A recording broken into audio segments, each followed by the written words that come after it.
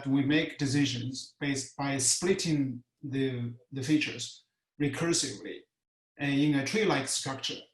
We start with a root node, split a feature based on, if it's categorical, we just split based on its values. If it's a real number, we choose a threshold to split those values. And then some data will go to the left branch and the right branch depends on the threshold values of that. And then we're going to choose another features and split that again and so on. So we'll build this kind of a tree structure. In the end, decision will happen at the leaf nodes of the tree. If you go along this, if you give me a data set here based on its features here, we'll go down the tree. In the end, we'll end up at one of the leaf nodes of the tree. And then the leaf nodes contains the predicted values for that data set. So that's the decision tree structures that. And we said the decision tree can be used for both regression problems or classification problems. It's a very generic methodology. So you can think about it. Essentially, decision tree is a partitions of the input space, and based on those feature variables, that it partition them into blocks of structures. That so within each block region, you have associated predictions. So if it's a classification, that will be the class label predictions within each blocks of them. If it's a regression, that will be a constant value associated with each partitions of that. So this is a kind of decision tree structure. So last time we started talk about how to learn the decision trees, right? How to learn decision trees of that. So in general, decision tree will be split into two parts, right? So how to determine which one is leaf nodes? Should this be a leaf nodes or not? And then the next question, if it's not leaf nodes, how do we decide which feature should I use to split the trees, and what are the threshold should I use? So these are choices we need to make of that. So we just get started last time in terms of how do we decide for that purpose, we need to kind of decide to give a score. So what do we mean here? When we decide which feature that we need to split, and then we have to somewhat come up with a scoring metric that give me a kind of a score so that I can rank and sort different features. And based on that, I can select which feature to choose. And we somewhat use this example and use this as an example. So this is the data set, and then our goal is a binary classification. Is a restaurant data set here, try to predict whether it's weight or not for the particular restaurant visit. And then the features is going to be based on set of features here. Some of them are categorical, and some of them are continuous, such as the price of the restaurant, estimated waiting time. And most other types would be categorical or binary, and types of food would be categorical. So suppose we want to solve this data set here. We have 10 samples here. Each row represents one sample here. And how do I come up with a decision tree structure such that to solve this particular problem? So in order to build a tree, we have to start with the first node. This node is this root node of the tree, and we have to choose how to split the root node. And in particular, in this case here, and I have so many attributes here, which attribute should I use to split the root node?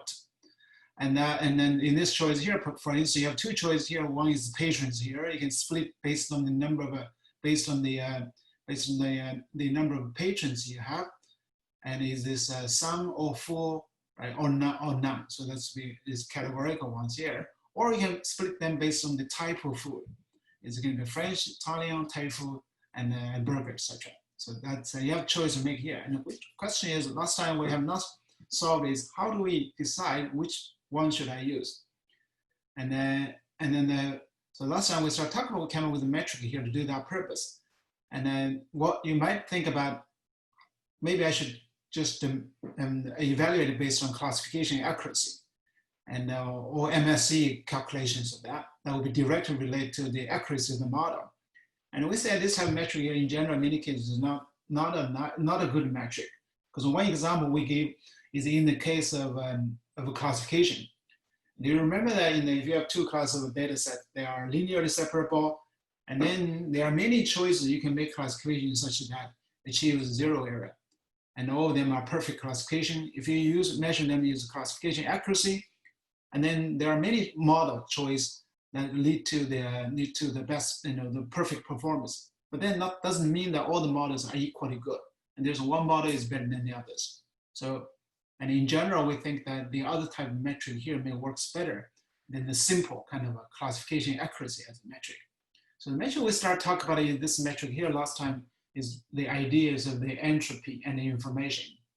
So the entropy, as I just reviewed that again, is a measure of this randomness. So the originally entropy was developed as in the information theory to decide how many bits of information I can transmit in one piece of signals. And in that case, if your signal is very noisy, in that case you need the number of bits of information is going to be higher than those information that are less noisy. So one example we gave last time here is in this examples here, you have random events here that can have 4 outcomes. And in the left side here, they are equally likely, equally possible outcome here. So you can think about this as the most random possible case. You can imagine it under these circumstances, because they are equally likely. There's no bias toward any one of the outcome here. So if you calculate the entropy here, that would be 2 here, 2 bits of information. So in this case here, the entropy is actually maximal under these cases here.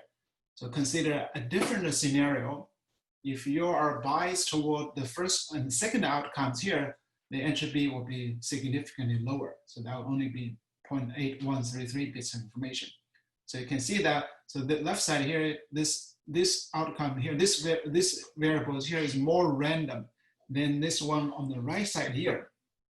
So in terms of the entropy, the left side entropy is higher than the left side entropy. So the most, in the deterministic case, so you only have one outcome, that's 1, and there's no randomness. So the entropy is 0. So they can see the range of the entropy here. So what are we gonna do here? We're gonna use these ideas of entropy to calculate, to calculate this information gain after we make a decision, make a split here. So for instance, in this examples here, so take this examples here. So this is an example of a classification examples here. You have 2 class of labels. This is, you have 2 features here, the X1, this X2 here. And there, some data is labeled with a +1, some data labeled with a -1 here, the blue dots and the red dots here. So in general, in this case here, the number of blue dots is slightly bigger than the number of red dots. And if you kind of estimate the frequency of blue dots versus the frequency of red dots, and then that's roughly here. And this is the frequency of the blue dot is the frequency of red dots here. So now you have 2 outcomes, right? Could be either blue or red. So now you can calculate what is the entropy associated with this distribution. So now you only have 2 outcomes here. And distribution would be, in this case here, would be, you can evaluate, you can count the frequency of them, plot the frequency, and then you calculate the entropy of this distribution. And that is a close, roughly almost 1 bit of information. So which means they are equally likely, given that, so you have them, half a chance to be red, half a chance to be red, roughly, right? So they're slightly biased toward the blue dots here. But entropy is close to 1. If everything is equally likely, and then the entropy will be exactly 1. So in this case here, you can see the entropy is slightly less than 1 because they're not exactly equal here. But overall, the entropy is here. So the idea is, suppose I want to make a split here based on the attributes, of X1 here. And I'm going to say, I'm going to group the data into 2 groups here. The left side will be the X1 less than 0.5. The right side here would be a group of data points with values greater than 0.5. And now I have 2 groups of data sets here. So now what I can do is to calculate entropy associated with each part. So left side and the right side here. And how do I calculate entropy? Well, I'm going to recount the frequency of blue and red dots in each region. So for instance, let's do the right region first. The right region now, if you count the frequency of red and blue dots, and now is this. For blue dot, there's no blue dots here. So the frequency is 0. And then all of them are red dots, the frequency is 1. So now this becomes the case that the distribution here becomes biased toward 2. not 2, or to be exactly 2. So there's no randomness in this case. So the entropy will be 0 for the region on the right side. So what about region on the left side here? Now I count the frequency again. So now you can see we see significantly more blue dots than the red dots here, right? So now you can count the frequency of the blue dots and the frequency of red dots. Now you have this 2 distribution, and then you can calculate entropy. So entropy, you can see now, so entropy is 0.77 bits of information. It's now is significantly less than 1 now. It's not 0, because you still see some of them are red, some of them are blue here. So it's between 0 and 1. So this is the entropy on the left side. What I can do here now is I can calculate this average entropy by doing, so I have 2 entropy scores here. I want to get one single score.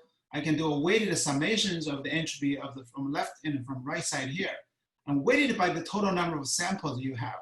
So overall, I have 18 samples here all together. On left partition here, I have 13 samples. On right partition here, I have 5 samples here. So I'm going to weight those entropy here by the total number of samples. So altogether will be 13 over 18 times 0.77. That will be the entropy here. So I'm going to add them together. So this is the entropy after split here, after split. So I'm going to compare the entropy after split to the entropy before split. So that is 0.99 here. So difference between them is the so-called information gain. Information gained by split nodes here. In general, you can prove that the average entropy here after split is not going to be bigger than the entropy before that. So that's mathematically proved. So now if you do this entropy subtract minus this weighted summations of the entropy after split, that is going to be always be a non-negative number. So that number is called an information gain here. If you calculate them here, now information gain is 0.43 bits. So this tells you that, saying this, after you split here, you gain this amount of information after the split. So, or equivalently, so right now I talk about the information gain here, or equivalently, if you are familiar, for those of you who are familiar with the information theory, or equivalently, it's talk about the mutual information between the outcomes here and these features here, and this variable feature here, binary feature here. So now you can see, you can partition data into 4 ways based on the values of the x1 or based on the labels here. There are 4, so you can think there are 2 random variables here. And then this information gain here is simply the mutual information between these 2 random variables. So for those of you who are familiar with the information theory, if you don't familiar with that, that's okay. Just discard what I just said here. So you can think of it just in terms of the information gain here. All right. So if you know how to calculate information gain now, that's good. This is going to be the metric we are going to use. So we're going to try all possible split here with different threshold.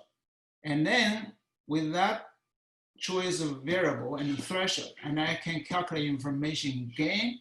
And what I'm going to do, I'm going to choose the one that leads to the largest information gain and use that to split my nodes. So for instance, let's take another example here. It's the same example I showed you in the previous slide. So what I do now is this. Instead of choosing the threshold of 0.5, I choose a different threshold here. I say I'm going to split them based on 0.92 here. And what is the information gain for that choice? I can do the same thing as I did in the previous slides. I look at the left side and the right side here, calculate the entropy associated with each region. So now on the right side here, information is 0. Entropy is 0 here because there's only red dot. On left side here, so now the information, you can get entropy here, you can calculate frequency of blue and the red dots here, the entropy, I calculate 0.97. So now I'm going to average these 2 with the weight specified by the number of samples here. Now what's the information gain in this case here is 0.074. So clearly this has less information gain than the previous example, previous split. So which means that I most likely between the two, I would choose the previous one. So you can try across all the features here, and for within each feature, try all the possible split. And for the continuous variable, you have to choose different threshold.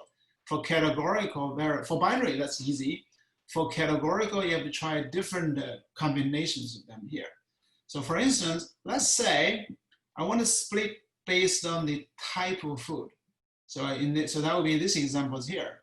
So, so in the root entropy, before I started anything here, so the entropy is 1 bit, because if I look all these samples here, and half of them is weight true, half of them is false. So overall is kind of is 1 bit information here. So now if I split them now, once I split them here, there are some sample on the French food side, Italian, Thai food, and burger here. So and that's you see here, the distributions of them here. So in this case, they're equally likely, so it's 1 bit, and I split them here. If you split them, what you notice here is this. So they are still the information, weighted information is still 1 bit information. You can see this split here did not bring you any information gain here. There's no reduction of this randomness, okay? So let's take another example here. Let's say if I use the features here, the patrons here. So how many people are waiting. And now you can split them based on none, some, and full here. And you can calculate entropy associated with each category, and then weighted summation of these entropies here, and then take difference between the two, and what is the information gain here. So you can calculate that. So if you do these numbers here, and then after that, there's lower entropy after the split. I didn't have a number here. You can see this is 0, 0, and this is number after the split here, the 0.9 times this. It's certainly less than 1. So certainly there's a need to less entropy after split. So we have an information gain. So between these two split here, I will certainly choose the patrons here. All right, so after you choose the patrons here, what you can do here, now you can further split each one of the sub-branches here using exactly the same methodology. So now, so suppose in this case here, you have 2 samples to be true, 2 samples to be false, and four samples here to be true here. And now you have 6 samples here. Now you can decide if I split them again, is there any information gained by doing this split here through the choice of certain attributes here. And you can do that repeatedly, and in the end, build a model look like this one's here in a recursive structure. So that started with patrons here. And then in the left side here, we do not split anymore. So why is that? Because in this case here, the result become more homogeneous now. Because if there's no patrons here, and then all the choices are red here. So which means you don't need to make any further splitting anymore, because you can say, well, the decision will be red at this branches here. There's no diversity. And now if I split based on this middle regions here, will be some patrons here, all of them are blue here. So which means there's no randomness as well. So I don't need to split anymore. So that is a very easy choice to stop splitting the algorithm here. So now in this case here, in the case of the full patrons here, you do have different choices here. 2 of them are blue and 4 of them are red here. So you can further split. You have split based on Hungary, and now you can do some of them here, go to this side. Again, you can split based on Italian food, and so you can build a tree structure look like this. So that is the scoring metric we use to split the tree here. So this is the case for classification. So that you can do that because you can easily calculate entropy by calculating the frequency distributions of samples. What happens if you have a regression problem? So in the regression case, the things become slightly more complicated because it's not so clear how to calculate frequency distribution because they are all continuous attributes of that. So in this case here, what we commonly do is doing something, calculate this variance reduction. So this is something similar to the information gain if you are willing to assume a normal distribution on the underlying data sets. So if that's the case. So in that case, so I suppose I'm going to model data using normal distribution, and similarly you can calculate entropy of the normally distributed random variables. So in that case, it's similar to what we talked about, but you don't have to understand that way. You can simply understand in terms of variance reduction. So let's see what this means here, right? So take these examples here. This is the initial sets of data sets here. And these are, again, now this is because this is a regression problem. There's no labels here. It's just these Y values are different. Some of them are higher values, some of them have lower values here. And this is the samples here. This is representing one features. But given that features here, and this is the predicted values, this is the Y values corresponding to the X features of that for different samples of them here. So we want to see, is there a significant variance along the Y-axis there? So that's the variance of the samples of that. So the variance, if we calculate them here, variance along the Y-axis here would be 0.25 here. So now let's do this. Suppose you split the samples based on this choice of the features here, based on that threshold cutoff, and you partition the original data into two regions, the left side and the right side here. Now you can recalculate variance associated with each individual regions. So by doing that, by choosing a cutoff, you know that it certainly will reduce the variance. So that's for sure. So now you have variance here and a variance on the right side of that. So now you want to say, so what is the average variance between these two sides of that? Again, you do a weighted summation of the variance. So this is variance 0.1, this is variance 0.2. So now I'm going to weight the summation of this variance here, and then take the difference between the two, and this is so-called a variance reduction. So this is very similar to the information gain idea. However, in this case here, it's purely based on this variance. So this variance reduction is only equivalent to information gain under the assumption, the normal assumption on the distributions of these Y values of the data. But you don't have to, even if it's not normal distribution, I can still think in terms of the variance reduction. So by doing that, again, you're going to apply this repeatedly by pick different attributes, choosing different threshold. And then in the end, you're going to find the one that gives you the largest variance reduction and choose that node to split your trees. All right, so this again, let's take together. This is the algorithm we put together for the scoring decision tree splits here. And so in this case here, so this is for, let's look at this is for classification problem, right? So again, this is the algorithm for find best split. So this is in the context, the original algorithm for decision tree is this one. If you look back here.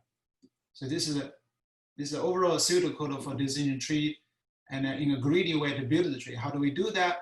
Well, what we start to decide whether currently the nodes is leaf nodes or not. If it's not leaf nodes, I find the best if it's a leaf node, I find the best prediction.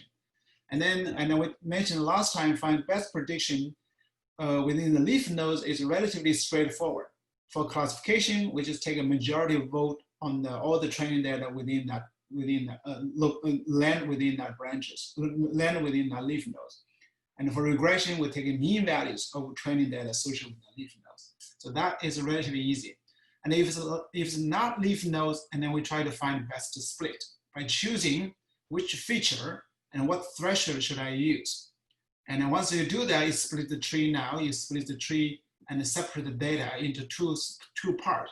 And there's a DL associated with branch on the left side, DR with the data associated with the right-hand side. And then you're going to build a tree based on each one of them again, doing this recursively. So the question is, how do we find the best split? And this is the one we just talked about. We're going to find the best split based on either information gain or variance reduction. So let's take a look at the code here. So now given the data here, you have X, Y here, and how do you split? And the idea is this, I'm going to try all the features here. For each feature here, for each individual feature here, we sort them in an increasing values. Because some of you ask me here, right? So because I have values here, I have continuous attributes here, which one should I use? Look, I can choose infinite number of possibility here to as my threshold here. So that's certainly possible, but you don't have to do that. You can certainly sort your values that within your training data set. And you're going to try those values here at sorted values of appear within your training data sets here. So by doing that, the number of threshold you need to try is actually the finite. It just depends on the number of samples you have. So that was done here. You sort your features, you select features in order of increasing values, okay? And then you try each individual one of them here. You calculate frequency of them on the left side, frequency on the right side here, and you calculate entropy on the left side, entropy on the right side here. And then this is the entropy after split. So you're going to compare your entropy before split here, this is entropy before split here, and then you decide which one is the best split. And by doing that, you return the feature that you want to split, J index, and then the threshold number that you want to split here. So that is for the classification problem. And then so by doing that, well, so you can put this together here, build models for building decision trees. So now I need to talk about the stopping criteria. So when do you stop splitting tree and decide that this is my leaf nodes? And there are several ways to think about that. So first of all, is easy. Some of them have easy criteria. So one easy criteria is that there's purity on your training samples.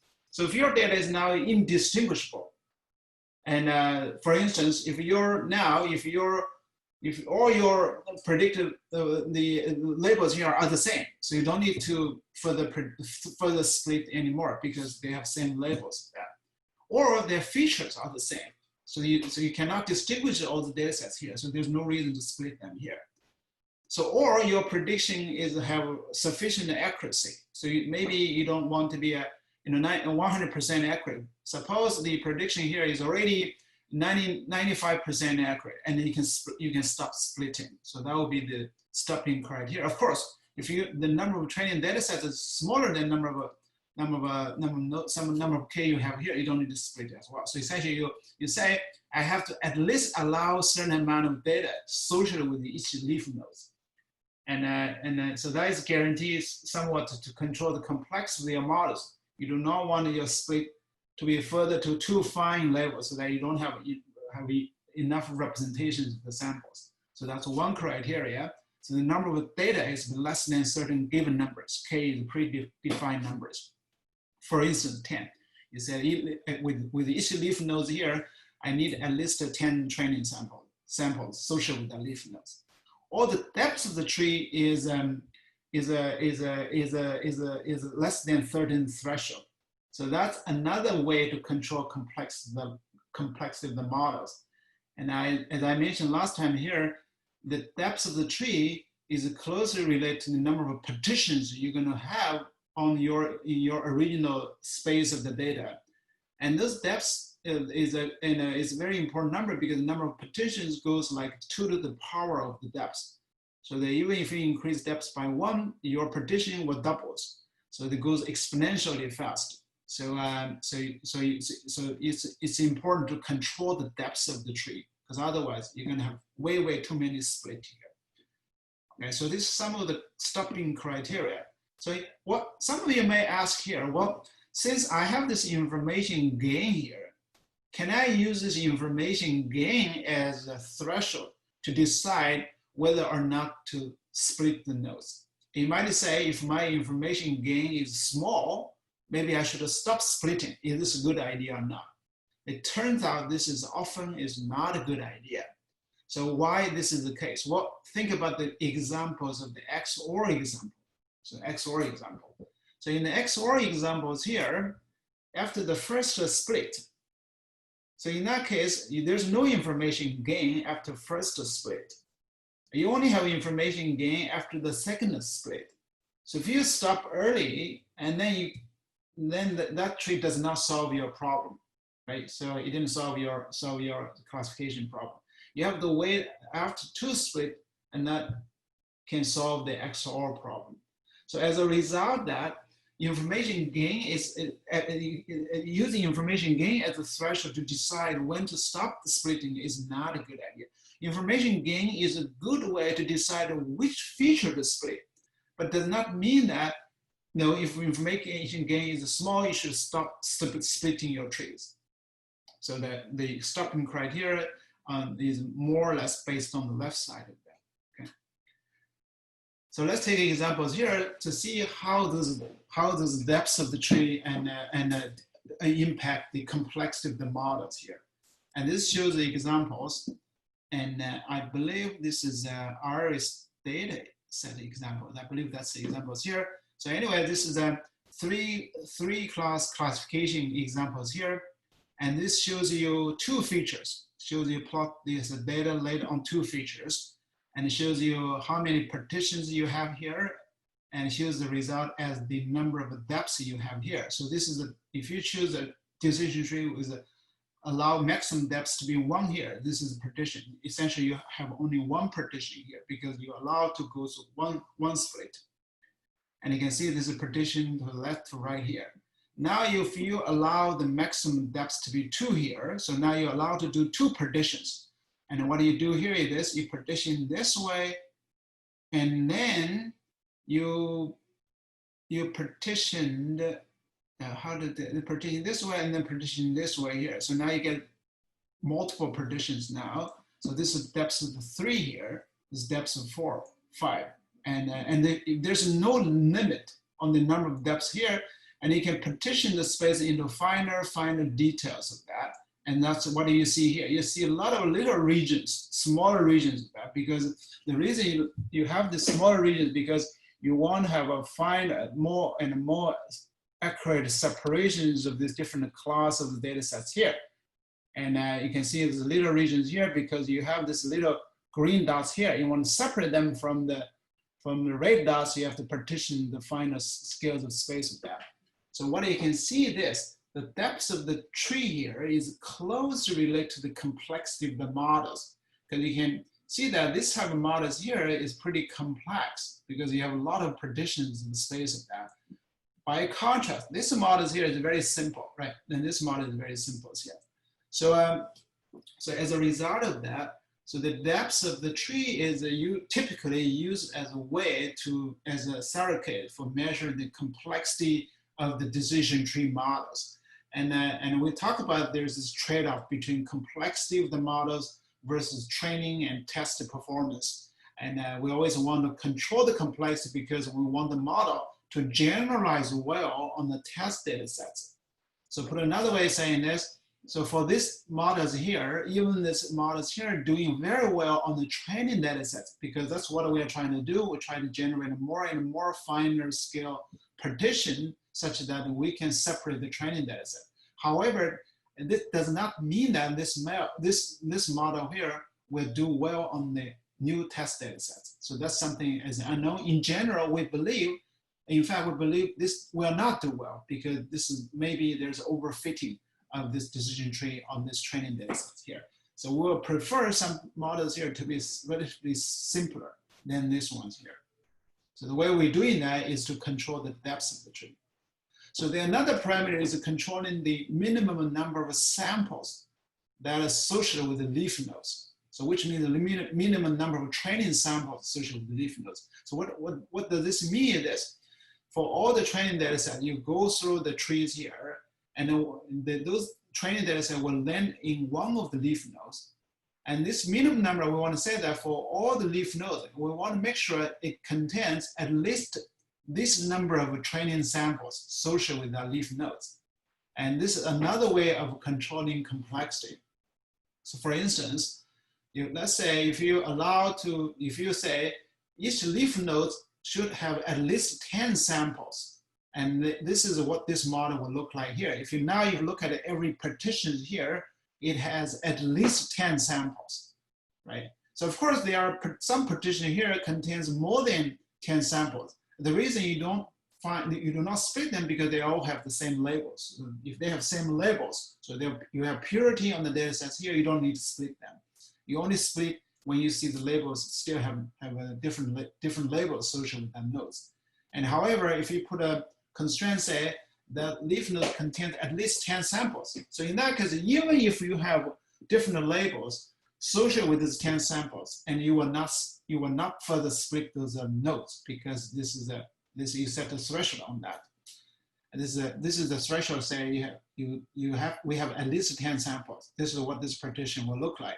But now if you say I allow to have at a minimum of 1 samples associated with each leaf nodes here, and that will be very close to the previous model I show here. There's no limit on the number of depths here. And now as a result, the model becomes very complex here.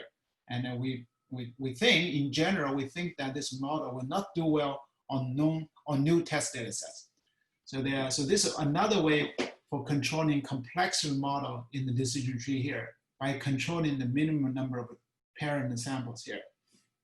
All right. So these are two major ways for controlling the complexity of decision trees here, because you have to stop somewhere here, either by controlling the maximum depths or controlling the minimum number of samples here. So this controlling depths is pretty straightforward here. The minimum depth here, sometimes it's tricky to do. The reason is this. So this will certainly depends on the total number of samples you have.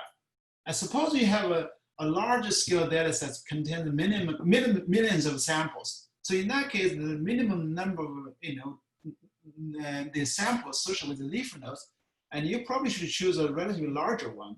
Then those case that you have relatively smaller number of samples, because suppose you only have 100 samples, you're not going to impose, say, minimum of 10 at leaf nodes, because that's going to be too stringent in that case.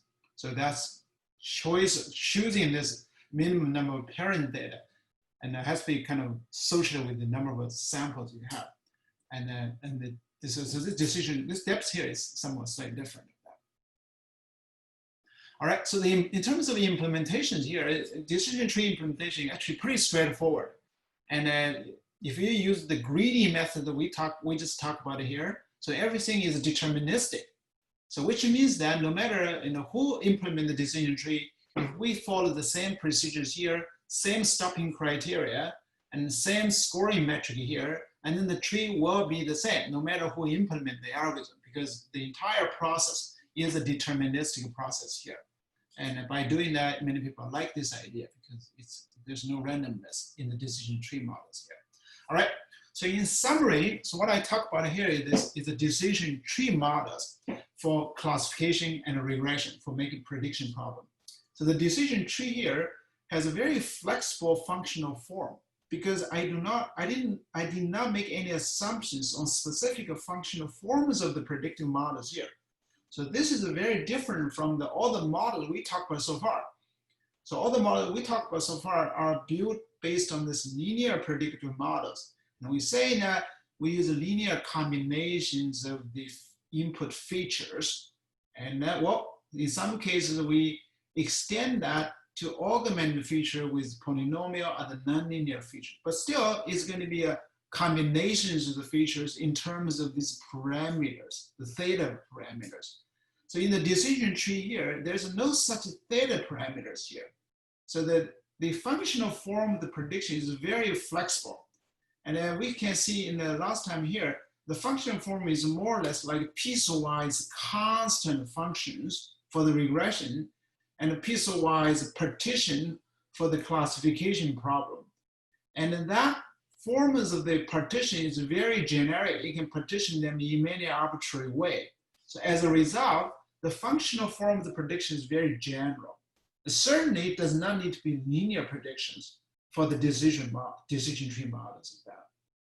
So it uses a greedy methodology and pick a variable and split conditions, and then at leaf nodes you make predictions, usually based on very simple heuristics, either predict based on the majority vote in the case of a classification, or average values in the case of a regression problem. So what I mean average value, which means that you take all the samples in a training data set that land within that particular leaf nodes and take the average of its target Y values and use that as a predicted values. So the learning decision tree is more or less based on the scoring metric we talked about. And then the most common choice scoring metric is this information gain for classification, and then the variance reduction for the regression criteria. So there are other types of criteria for splitting tree nodes here. And so, however, the ones I talk about here is the most standard ones, so, but there are other variants of that to account for different situations of that. So the complexity is very important to control the complexity of the decision tree. So think about this way. without controlling complexity, you can always achieve 100% accuracy on the training data sets. So think about that. So think about classification. Well, you may ask, how do I achieve 100% accuracy? Well, as long as in your training data set itself, there's no contradictory examples, which means that you don't have examples such that the X are all the same, but the Y are different. So under that circumstances here, and I can always achieve 100% accuracy. So the reason for this, as long as you see nodes here, it did not predict, it did not classify correctly based on decision tree, what you get, you can further split them with the finer details. In the end, you may end up with single samples associated with each individual leaf nodes. That is the finest levels of prediction. So you achieve 0% error. However, by no means this is a good model. However, just saying that the flexibility of the decision tree is there, so you can achieve extremely good performance. And however, usually, this type of performance does not mean they generalize well. In order to make sure the model generalizes well, so we have to control the complexity of the model. So by controlling the depth of the tree and the number of parents, the number of data associated with these leaf nodes. And these are simple heuristic to do that. And that's the decision tree models here. So decision tree is a very mature machine learning models. And it was, as you can see here, more or less deterministic here. There are many ways, there are many software that has been developed to implement the decision tree models of that. So we'll come back here and talk about decision trees. Right now, it's relatively simple type of models of that. And so it turns out that decision tree by itself is not a very effective model. So what I mean here, if you're just using the decision tree I talked about right now and try to solve your problem, and usually the performance is not so great. However, if you use a collections of decision trees, and which means that, well, I'm going to generate not just one decision tree, but I generate, let's say, 100 decision trees, and then use these ensembles of the decision trees to make predictions. And then suddenly you get greater results. And this is something called ensemble methodology. So we're going to talk about that methodology after later in the later part of this class here, and maybe in the next week or sometime like that. So then, and we have opportunity to come back, revisit the decision tree, because this ensemble model, this type of model truly makes the decision tree models powerful. And if you combine ensemble with this very simple decision tree, and then suddenly you get a very nice model that in general can perform very well. So in fact, somebody is saying that, so in the Kaggle competition, this is a machine learning competition, and a lot of people participate. So in the Kaggle competition, and in fact, even today, majority of the winning models are based on the decision trees, based on ensemble of decision trees. And it's kind of interesting, you think about that way. So it's still, that's more or less the method of choice for many problems. So we'll come back to talk about this type of models here. But right now, it's just for you to understand the basic idea in terms of how to build the decision trees here.